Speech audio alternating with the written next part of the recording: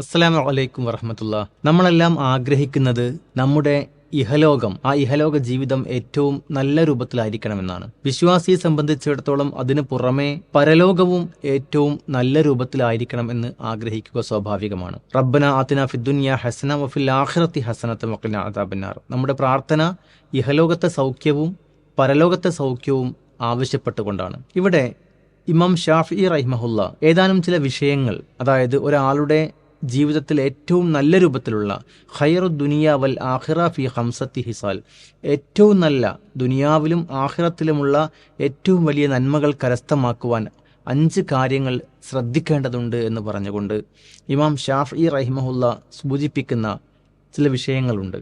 അതിൽ ഒന്നാമതായി വരുന്നത് ഗിനൻ നഫ്സാണ്, നമ്മുടെ മനസ്സിൻ്റെ ധന്യതയാണ്. അവിടെ ഉദ്ദേശിക്കപ്പെടുന്നത് നമ്മുടെ ഒരു സ്വയം പര്യാപ്തത, അതായത് നമ്മൾ അള്ളാഹുവിൽ മാത്രം തവക്കുലാക്കുന്ന ഒരു അവസ്ഥയിലേക്ക് എത്തിച്ചേരുക എന്നതാണ്. നമുക്കറിയാം, നമ്മുടെ ഈമാൻ, ആ ഈമാൻ ഏറ്റവും ഉറപ്പുള്ളതാകുമ്പോൾ നമുക്ക് ലഭിക്കുന്ന അവസ്ഥയാണ് നമ്മൾ യഖീൻ എന്ന് പറയുന്നത്. ആ യഖീൻ ഒരു വ്യക്തിക്ക് ലഭ്യമായി കഴിഞ്ഞാൽ അതിൻ്റെ ഭാഗമായി അയാളിൽ ഉണ്ടാകുന്ന ഒരു സൽഫലമാണ്, അതിൻ്റെ സമറാത്തിൽപ്പെട്ടതാണ് തീർച്ചയായും തവക്കുൽ എന്ന് പറയുന്നത്. യഖീൻ ഇല്ലാത്ത ഒരു വ്യക്തിക്ക് ഒരിക്കലും തവക്കുൽ ഉണ്ടാവുകയില്ല.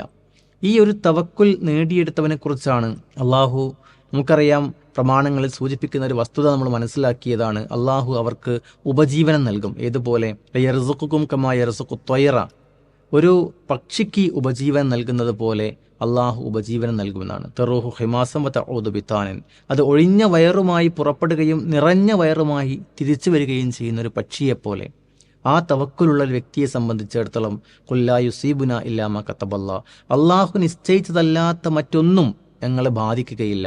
ഏത് മുസീബത്ത് ബാധിച്ചാലും എന്ത് ബാധിച്ചാലും ഇതെല്ലാം അത് രേഖപ്പെടുത്തപ്പെട്ടതിൻ്റെ അടിസ്ഥാനത്തിൽ അത് സംഭവിക്കേണ്ടതായിരുന്നു എന്ന ഒരു ബോധമാണ് ഒരു വിശ്വാസിയെ നയിക്കുക എന്നതാണ്.